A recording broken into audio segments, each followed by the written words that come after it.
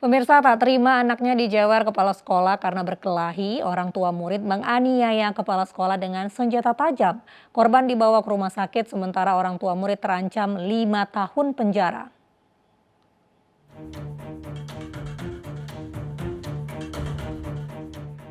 Rilwan Syahril, Kepala Sekolah Dasar Negeri 6 Karta, Tulang Bawang Barat, Lampung, dibawa ke rumah sakit karena terluka sabetan senjata tajam di lengan kirinya.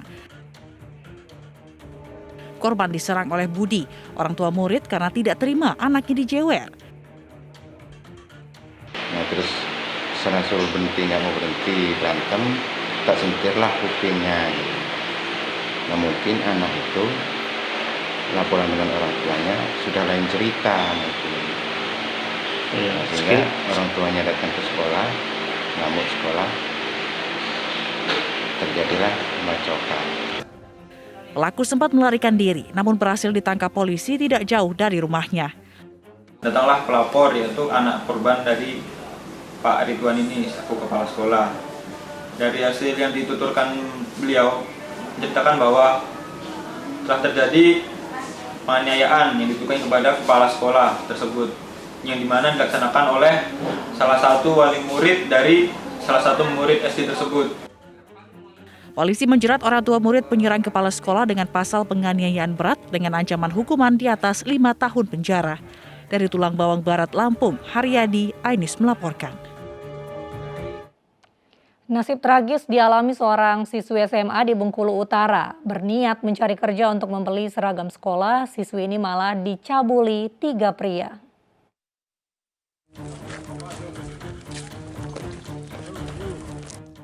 Satreskrim Polres Bengkulu Utara mengamankan 3 tersangka kasus persetubuhan dan pencabulan anak di bawah umur.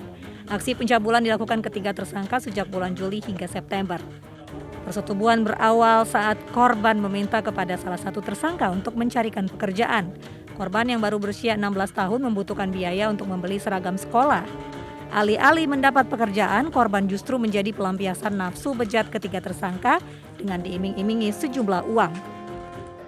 Ataupun tersangka mengiming-imingi uang dan bujuk rayu uang, sehingga korban yang dalam hal ini anak di bawah umur mau dan melakukan persetubuhan ataupun terlapor tersangka melakukan pencabulan terhadap. Atas perbuatannya, ketiga tersangka dijerat dengan Undang-Undang Nomor 23 Tahun 2002 tentang Perlindungan Anak dengan ancaman hukuman maksimal 15 tahun penjara. Dari Bengkulu Utara, Bengkulu, Ismail Yugo, iNews melaporkan. Pemirsa, seorang oknum aparatur sipil negara di Bengkulu digerebek saat sedang pesta sabu bersama 2 tetangganya. Petugas BNN menemukan barang bukti beberapa paket narkoba jenis sabu dan alat isap. Oh, di kamar tadi ngapain dulu? Nyabu.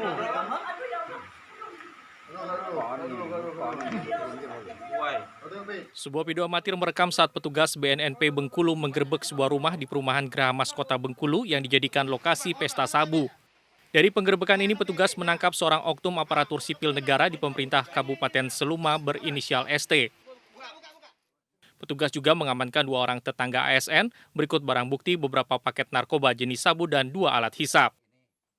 Petugas BNNP Bengkulu kembali menangkap 2 orang tersangka, yaitu DA dan SP, yang mengedarkan narkotika jenis sabu kepada ST dan rekan-rekannya.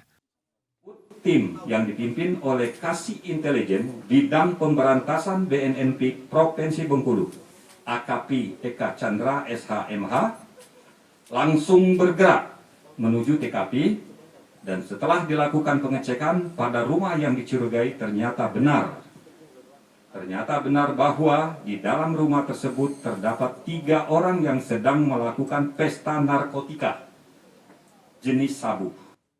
Dari pengungkapan ini, petugas BNNP Bengkulu total menyita 11 paket sabu, timbangan digital, alat hisap, uang tunai 3 juta rupiah, dan sejumlah handphone sebagai barang bukti.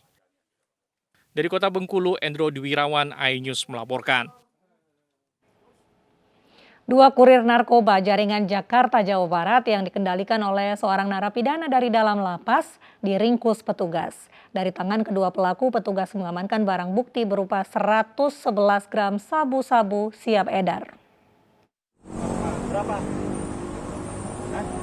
Siapa nih? Pria berambut gondrong ini tak bisa berkutik saat dibekuk petugas Badan Narkotika Nasional Provinsi DKI Jakarta di Jalan Raya Cawang, Jakarta Timur siang tadi.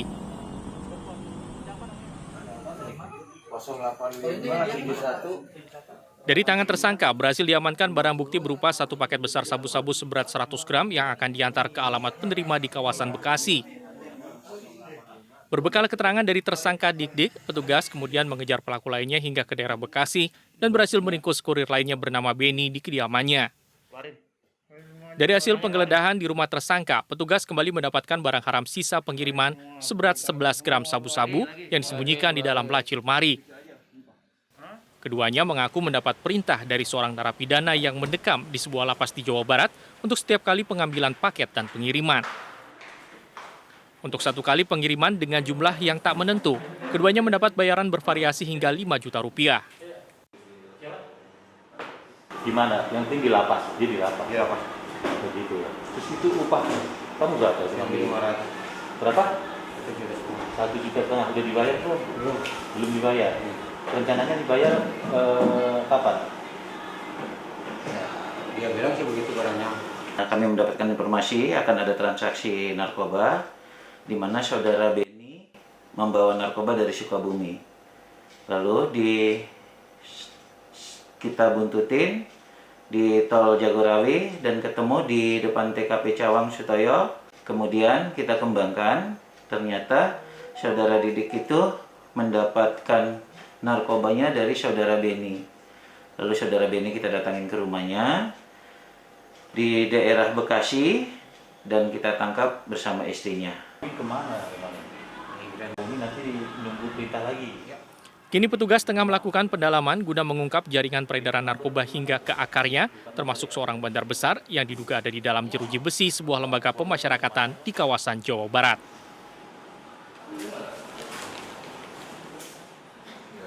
Dari Jakarta, Rani Sanjaya, iNews melaporkan. Polisi kembali memeriksa lokasi tempat kejadian perkara kasus pembunuhan ibu dan anak di Subang, Jawa Barat. Hingga kini, polisi masih belum berhasil mengungkap siapa dalang pelaku pembunuhan itu.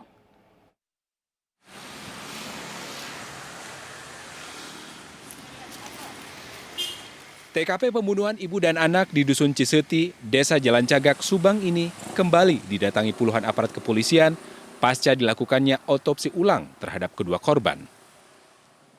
Petugas memeriksa sekitar garasi mobil. Selain polisi, dokter ahli forensik pun terlihat ada di TKP. Sebelumnya, dokter ahli forensik sempat membongkar kedua makam korban pembunuhan untuk keperluan otopsi ulang. Namun otopsi ulang ini tidak disaksikan oleh pihak keluarga. Kami pihak keluarga berharap dengan dilakukannya ini secepat mungkin bisa terungkap kasus ini dan ditangkap pelakunya, itu aja. Otopsi yang kedua kali berarti Pak ya? Iya, otopsi yang pertama pada waktu kejadian dan ini yang kedua kali. Kasus pembunuhan ibu dan anak di Subang ini sudah memasuki hari ke-47. Namun pihak kepolisian belum berhasil mengungkap siapa dalang pelaku pembunuhan ibu dan anak ini. Dari Subang, Jawa Barat, Yudi Herewan Juanda, iNews melaporkan. Heboh Ustadz yang kerap bertelanjang dada saat berceramah membantah adanya kabar bahwa dirinya wali. Informasi selengkapnya kami hadirkan usai jeda berikut.